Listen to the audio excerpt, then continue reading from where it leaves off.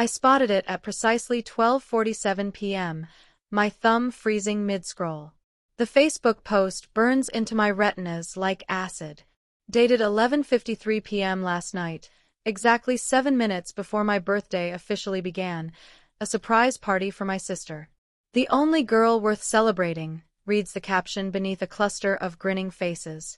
Electra, center stage as always, draped in that familiar pose of feigned surprise, one hand pressed to her chest, the other waving toward the camera. My mother's comment sits just below, a digital knife twist. At least someone is worth baking for. The room tilts slightly. My eyes lock on the glossy tech bag perched on the table beside Electra, the exact laptop model I've spent 18 months saving for, its distinctive logo peeking from tissue paper. I set my phone down before my trembling hand can drop it. The office around me continues its Monday rhythm, keyboards clicking, phones ringing, coffee brewing, while I sit perfectly still, a statue of composure hiding the earthquake inside. Bathroom, I mutter to no one in particular, rising from my desk with robotic precision. The fluorescent bathroom lights flicker as I grip the cold porcelain sink, my knuckles white. 1 deep breath. 2, 3. I study my reflection. Maya Hernandez, 29 years old today, though apparently not worth remembering. A single tear escapes before I can stop it. I wipe it away with the back of my hand, leaving a small smudge of mascara on my cheek. Everything okay in there? Sarah's voice, concerned, followed by a gentle knock. Fine, I call back, voice steadier than I feel. Just a minute. I straighten my shoulders, watching determination replace hurt in my reflection. This isn't new. This is just the final evidence I needed. The memory rises, unwanted. 16-year-old me standing at the stove, stirring spaghetti sauce while solving algebra problems, textbook propped against the sugar canister. Dad sprawled on the couch with 14-year-old Electra, both laughing at her video game antics while Mom cheers her virtual victories. Dinner's ready, I called. 5 more minutes, Dad answered without looking up. Electra's about to beat her high score. Dinner grew cold. My homework remained half-finished. Another flash, the empty auditorium chairs at my senior speech awards ceremony, the polite applause from strangers as I accepted the plaque. The text from Mom. Sorry, honey. Electra wasn't feeling well. We'll celebrate later. Then the contrast. Electra's school play 2 weeks later. My parents arrived an hour early with flowers, the standing ovation they led, the dinner out afterward where Mom kept saying, "Our little star." I blink away the memories and return to my desk with measured steps. Sarah glances up, concerned, but I wave her off with a practiced smile. My computer screen glows as I open my banking app, clicking through to the payments history section. There it is, in black and white, automatic transfers, month after month, year after year. When totaled, the staggering sum, $34,445 over 40 months. Nearly 35,000 reasons why I live in a tiny apartment while Electra enjoys her downtown loft, why my retirement account holds pocket change while she posts Instagram stories from weekend getaways, why I've worn the same winter coat for 6 years while she models a new one each season. My gaze lands on the small orange bear keychain hanging from my monitor, the only gift Electra ever gave me, plucked from a carnival prize pile when we were children. The pink one's prettier, she had declared, clutching it to her chest. You can have the ugly orange one. Mom, tell her orange is ugly. And Mom nodded in agreement. I unhook the keychain, its synthetic fur worn thin from years of absent-minded touching. All these years, I've kept it as a talisman, a symbol of the connection I desperately hoped would strengthen someday.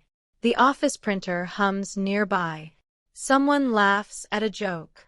Outside, Seattle traffic flows beneath gray skies. Inside me, something shifts, a tectonic plate of patience finally fracturing after decades of pressure. No more, I whisper, closing my fist around the bear. The words feel foreign yet right, like trying on clothes that finally fit after years of wearing hand-me-downs. No more. No more. Later that night, my apartment walls close in around me as I spread the bills across my kitchen table. $648 for rent, $82 for electricity, $230 for groceries. Numbers that should add up to a manageable life on my salary as a product operations analyst. But there it is, the seventh bill in the row, the one that doesn't belong to me. Owen Whitaker, $750, auto payment scheduled for the 1st. I trace my finger along the landlord's name on the bank statement. Not my landlord, Electra's. The auto payment I've maintained for 38 consecutive months while my sister bounced between 3 jobs, each ending with the same forwarded termination emails in my inbox. Performance inconsistencies, excessive absences. Words that should have consequences but somehow never do. Not for Electra. My phone pings with a voicemail notification. Dad's voice fills my tiny living room, that familiar coaxing tone he reserves for asking favors. Maya, honey, Victor's voice. Need about $700 for a special plan this weekend. Nothing serious. Call me back when you get a chance. Not if I can help.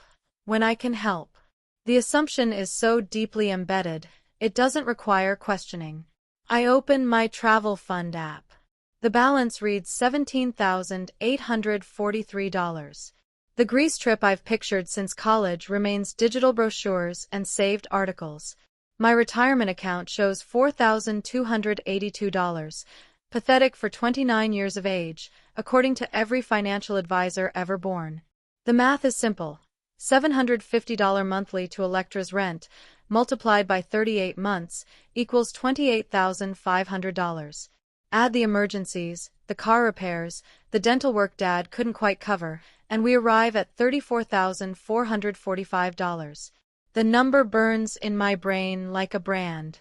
I pull out an old photo album from beneath the coffee table. 3rd grade, the regional spelling bee. Mom had promised to come, but Electra's dance recital conflicted. Next time, she'd said, patting my head. Electra needs me there. She gets so nervous. The speech workshop cancellation notification from sophomore year sits in a folder behind it, due to insufficient funds, the email had explained, after Mom redirected the $180 registration fee to Electra's summer dance intensive. She has real talent, Mom had insisted. Your grades are already good. Then there was the graduation dress, originally mine, the red wine Electra spilled on it accidentally 3 days before my ceremony. But it looks better on her anyway, Mom had declared as Electra twirled in my altered dress at her junior prom. Red complements her skin tone. I moved to my laptop and opened my bank account again. $6,432 in savings. It should be $40,000, would be, without the steady drain of Electra's needs. My finger hovers over Instagram. I shouldn't look, but I do. There she is, Electra at Camelback Mountain, Phoenix sun glinting off her sunglasses, posted 3 days after texting me, need rent money early this month. Power might get shut off.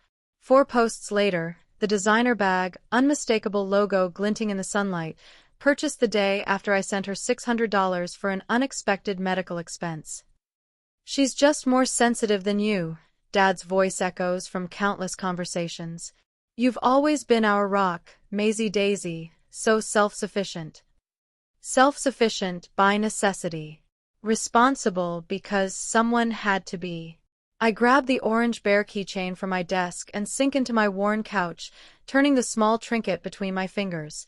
The fur, once bright orange, has faded to a dull amber, patches worn completely bare from years of nervous handling. The pink one's prettier, Electra had announced at the carnival, 8 years old and already certain of her preferences. You can have the ugly orange one. Orange is ugly, Mom had agreed, smoothing Electra's hair. But Maya doesn't mind, do you, sweetie? And I hadn't minded, or said I hadn't.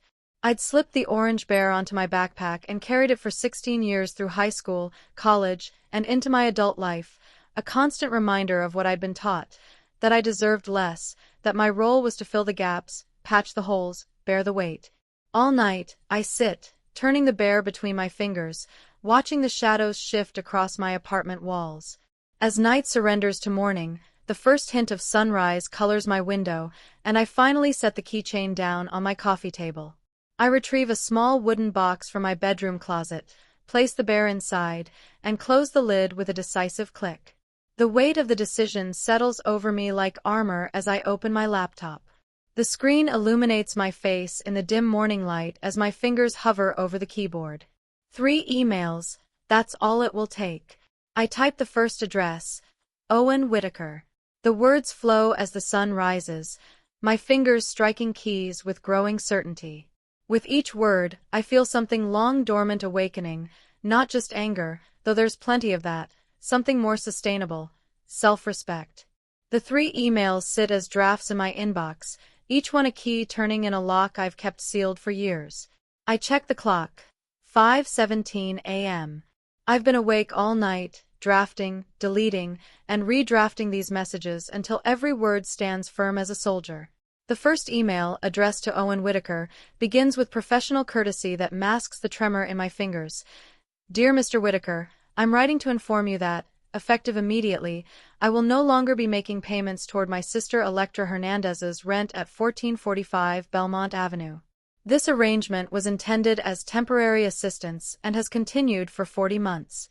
Please direct all future communication regarding this property to the tenant.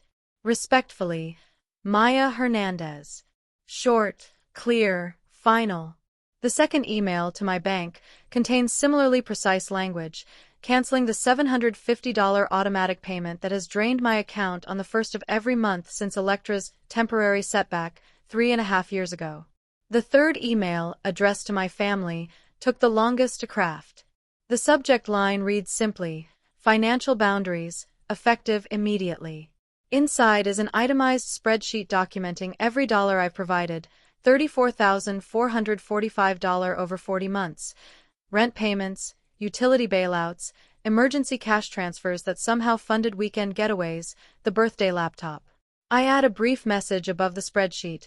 I've supported Electra financially for 3+ years at significant personal cost.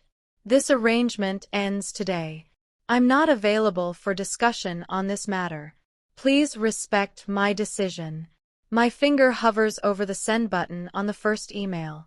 The kitchen feels unnaturally quiet, the humming refrigerator the only witness to what I'm about to do. I press send. A swoosh sound confirms its departure. The second email follows immediately after. When I reach the third email, I pause, my heart hammering against my ribs. This is the one that will detonate everything. I close my eyes, take a deep breath, and click send. The weight lifts so suddenly, I feel dizzy. I stand up from my small kitchen table, stretch my arms overhead, and laugh, a sound so foreign in this apartment that it startles me. Freedom tastes like coffee brewed at dawn after a sleepless night of reclaiming your life. My phone begins ringing at 7:23 a.m. Mom. I silence it. It rings again. Mom again. I silence it. By 8:15, I've declined 12 calls from her. At 8:32, a text from Dad lights up my screen. Your sister is crying. Call us immediately. I don't. The voicemail notification appears at 9:47 while I'm showering. Electra's message plays as I towel dry my hair. You've ruined everything. How am I supposed to pay rent? Where am I supposed to live? Mom and Dad are freaking out. You can't just... Her voice cracks with rage. You selfish. After everything we've done for you. I delete the message halfway through, a small smile playing on my lips. Everything they've done for me. The irony would be funny if it weren't so painful. By noon, the family group chat explodes. Aunts, uncles, cousins, most of whom haven't bothered to acknowledge my existence in years, suddenly have opinions about my abandonment of family duties. Uncle Robert. Family helps family. Period. Aunt Teresa. Your sister needs support right now. Cousin Derek. Wow, cold. I mute the chat and head to work, walking taller than I have in years. The surprise awaits me at my desk, a hand-drawn birthday card signed by the entire department and a single chocolate cupcake with a candle. Sarah, from the desk beside mine, smiles sheepishly. We remembered it was your birthday yesterday. Sorry it's late. My throat tightens. I don't tell them it's the first birthday acknowledgement I've received this year. My phone pings with a text from my cousin Tamsin. Just heard about your email. About time. Flowers headed your way tomorrow. Happy belated birthday, Warrior. After work, I walk into the tech store, the same one where I spotted that laptop in Electra's birthday photo. The sales associate smiles as I approach. I'd like the XPS 17, please, the one with the i9 processor and 32 gigabytes RAM. Excellent choice. He doesn't know that I've been saving for this exact model for 18 months. He doesn't know that its twin now sits on my sister's desk, purchased with my parents' money. He simply sees a woman making a purchase she can afford. And his smile feels like validation. As he processes my credit card, I imagine what I'll do with the money I'll save each month now. Travel fund, retirement account, maybe even a place with a balcony someday. The phone rings just after dinner. Owen Whitaker's name flashes on the screen. I answer with steady composure. Miss Hernandez, I received your email this morning, but there seems to be some confusion. Your sister claims she wasn't aware of this arrangement ending. Mr. Whitaker, I interrupt, keeping my voice level, I understand this puts you in an awkward position, but my financial arrangement with that property has concluded. Please work directly with Electra on any matters moving forward. A pause stretches between us. I see. Well, I suppose I'll need to discuss payment options with her directly then. That would be best. Thank you for understanding. Of course. Have a good evening. I end the call and feel a rush of something powerful flooding my chest. For 3 years, I've paid this man's mortgage while my sister lived in a downtown loft with stainless appliances and a doorman. For 3 years, I've come home to peeling paint and a window unit air conditioner that sounds like a dying lawnmower. No more. I sink onto my second-hand couch, closing my eyes. My phone continues to buzz with notifications, but they feel distant now, like they're happening to someone else. Tonight, for the first time in years, I'll sleep without worrying about anyone's financial problems but my own. When I finally crawl into bed, I think about what tomorrow will bring. More calls, more accusations, maybe even a surprise visit. But for the first time, I'm not afraid of their reactions. Whatever storm comes, I've built myself a shelter of self-respect strong enough to withstand it. I drift into sleep almost immediately, my body surrendering to exhaustion, but my mind, finally, blissfully at peace. 2 days later in the morning, I accepted the promotion job position in Boston. However, that day, the lobby security desk phone rings precisely at 2:14 p.m. I glance up from my spreadsheet to see Jules North, our building security guard, gesturing at me through the glass partition. Miss Hernandez, there's someone here insisting on seeing you. Says she's your mother. His eyes telegraph concern. She seems upset. My stomach drops as I peer past him. Mom stands in the lobby, arms crossed, foot tapping a furious rhythm against the polished floor. Her pearl earrings catch the fluorescent light as she scans the office, searching for me. I'll be right there, I tell Jules, closing my laptop with steady hands that belie the earthquake inside. Sarah raises her eyebrows from the next desk. Everything okay? Family drama. The words taste bitter. Cover for me. Take your time. She slides her chair toward my desk protectively. I'll tell Peterson you're on a client call. The lobby doors whoosh open as I step through. Mom's perfume, the same floral scent she's worn since I was 5, hits me before her words do. Finally, we need to talk about this ridiculous email. Her voice carries across the lobby. 2 receptionists pretend not to notice while typing faster. I'm at work, Mom. I guide her toward the side door. We can discuss this after 5. Jules watches us, hand hovering near his desk phone. I give him a subtle nod. I'm okay. Outside, Seattle's perpetual drizzle mists my blazer as Mom grabs my arm. Family doesn't abandon family. Her whisper cuts sharper than a shout. Do you know what you've done to your sister? She can't eat, can't sleep. We'll discuss this after work hours at my apartment. I maintain eye contact, my voice calm but firm. 6 o'clock. Victor and Electra will be there too. It's not a request. Fine. She blinks, clearly expecting more resistance. When I turn without another word, she calls after me, "This isn't who we raised you to be, Maya." I pause at the door. No, it's who I'm choosing to be now. The rest of the afternoon crawls by in 15-minute increments. I rearrange the living room of my tiny apartment in my mind. 3 chairs plus the love seat will barely fit. I'll need to move the coffee table. At 5:58 p.m., the doorbell rings. They're early. They fill my apartment like smoke seeping into every corner. Dad enters first, his broad shoulders making the space shrink. Mom follows, eyes scanning, cataloging, judging. Electra trails behind, eyes red-rimmed, shoulders hunched in her designer coat, the one I recognized from the Instagram post 2 days after her desperate call for rent money. Would anyone like water? I offer, strangely calm now that the moment has arrived. Water. Electra's voice cracks.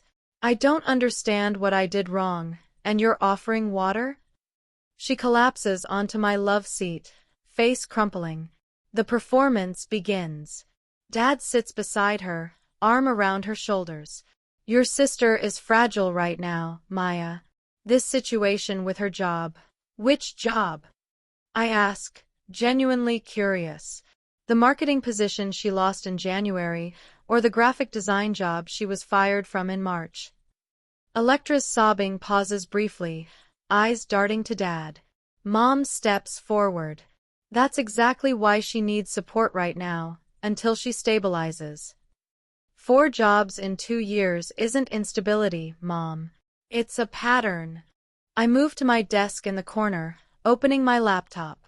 The projector I borrowed from work hums to life, casting a blue glow on my bare wall. What are you doing? Mom demands, providing context. I click through to my organized files. This is Electra's termination email from Web Team Creative. The text fills the wall, the phrases excessive absences and final warning highlighted in yellow. Dad frowns, leaning forward. We knew about this, but... These are screenshots from her Phoenix vacation, posted 3 days after I sent her an emergency $900 for rent. I advance through images of Electra lounging by resort pools, shopping bags at her feet. That was... Electra starts, then falls silent as I continue. Bank statements showing $34,445 transferred over 40 months. The numbers glow accusingly. My retirement account balance, a pathetically small sum, appears. My student loan balance, a painfully large number, follows. The room falls silent except for the hum of the projector fan. Electra stares at the floor. Dad looks genuinely stunned, his mouth slightly open. Mom's lips press into a thin white line. I stand straighter, shoulders back. For the first time in this cramped apartment, I feel like I can breathe. I'm not asking for permission, I say quietly. I'm informing you of my decision. The payments have stopped permanently. Electra's head snaps up. But how am I supposed to? The same way other adults do, I reply. Work, budget, make choices. Dad clears his throat. Maya, I didn't realize the extent of... I've accepted a promotion, I continue. Senior operations lead in Boston. Boston. Electra whispers, genuine shock breaking through her facade. For once, her surprise doesn't seem performed. I leave in 4 weeks. Mom steps forward. You can't just... I can. 2 simple words, but they hang in the air with newfound weight. Dad's arm drops from Electra's shoulder. He studies the financial figures still projected on my wall, then looks at me, really looks at me, perhaps for the first time in years. I didn't realize, he repeats, softer now. Something shifts in his expression, the first crack in his enabling armor. The projector continues to hum as the four of us sit, suspended in this moment of truth, each contemplating the new reality taking shape in the confines of my small apartment. After years of imbalance, the scales have finally tipped. She has always been more sensitive than you. Lena paces my tiny living room, heels clicking against hardwood like a ticking time bomb. From the day she was born, the doctor said she needed extra attention. I lean back against my kitchen counter, arms crossed, watching this familiar performance. The script hasn't changed in 29 years. Only now I can see it for what it is. Electra has special challenges, Lena continues, voice rising to that practiced pitch of maternal martyrdom. You've always been so capable. She makes the words sound like an accusation. Victor shifts uncomfortably on my second-hand couch, glancing between us. Electra sits beside him, mascara strategically smeared, tissues clutched in a white-knuckled fist. We're not asking for much, Lena says, stopping to fix me with a look that once would have made me reach for my checkbook. Just continue the payments until she stabilizes. Another 6 months, maybe a year. And then what? My voice comes out steadier than I feel. Another year after that, and another. You're choosing money over blood. Lena's eyes narrow. Is that laptop really worth destroying your family? The laugh escapes before I can stop it, short, sharp, and utterly without humor. This isn't about a laptop. This is about $34,000 and years of being treated like an ATM with legs. That's not fair, Victor interjects weakly. No, it wasn't fair. I agree, looking directly at him. It wasn't fair when you missed my college graduation because Electra had a cold. It wasn't fair when I worked 2 jobs while she found herself on my dime. And it certainly wasn't fair when you all forgot my birthday but threw her a surprise party 7 minutes before midnight.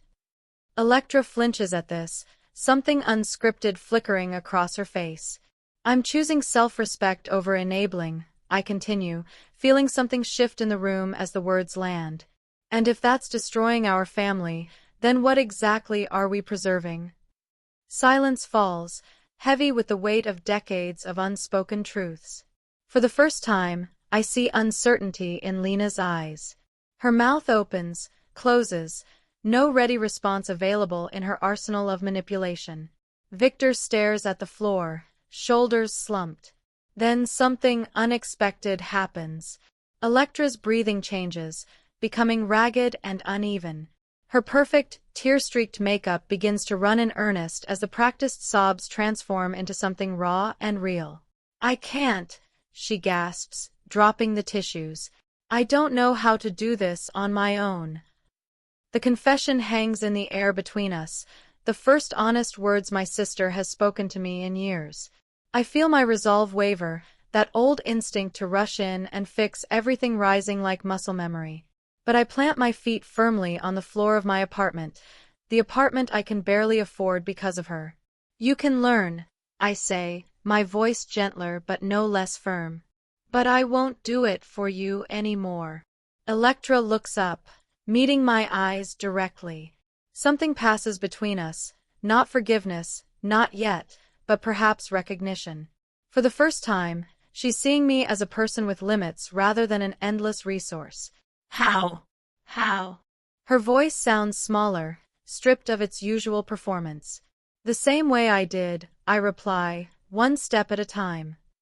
Victor clears his throat, drawing our attention. His eyes are red-rimmed, hands clasped tightly in his lap. I've failed you both, he says quietly. The words seem to cost him something essential. Especially you, Maya. My breath catches. In 29 years, I've never heard him acknowledge this. I minimized you because you seemed so self-reliant, he continues, voice rough with emotion. You never complained, never caused trouble. It was easier to focus on the squeaky wheel. He stands, approaching me with hesitant steps. I don't expect forgiveness, but I'd like a chance to do better. To be the father you deserved all along. The sincerity in his voice reaches something deep inside me, a childish hope I thought long buried. But hope can be dangerous without boundaries. Words are easy, I say. I need to see real actions. Name them, he says simply. I take a deep breath. Electra needs a job with an employment contract I can verify. She needs a working budget she sticks to. And both of you should consider therapy. Lena opens her mouth to protest, but Victor silences her with a look. And the financial support, he asks. Ends today, I answer. But emotional support, with boundaries? That door remains conditionally open. Victor nods slowly, then does something he hasn't done in years. He steps forward and hugs me, not the perfunctory embrace of obligation, but something real and solid. For a moment, I allow myself to lean into it, to feel the tentative reconnection. When they leave 20 minutes later, the apartment feels different, emptier, yet somehow more mine than before. I pour myself a glass of wine and stand by the window, watching them walk to their car below. Lena's stiff back, Victor's hand hesitantly touching Electra's shoulder, my sister's uncharacteristic quiet. I don't know if they'll meet my terms. I don't know if real change is possible after so many years of established patterns, but for the first time since I can remember, the decision isn't mine to make. I touch the cool glass of the window, seeing my reflection overlap with the world outside. There's peace in this moment, not the false peace of capitulation, but the true peace that comes from standing firmly in your own truth. No matter what happens next, I've found the one boundary that matters most, the one around my own worth. The morning sun streams through sheer curtains, painting golden stripes across my Boston apartment. I stand by the window, coffee mug warming my palms as I take in the city skyline. My skyline now. The view from the 12th floor still surprises me each morning, like a gift I'm continually unwrapping. 1 year, I whisper to my reflection in the window glass. 1 year since I closed my hand around that worn orange bear keychain and whispered, "No more." My phone buzzes on the counter.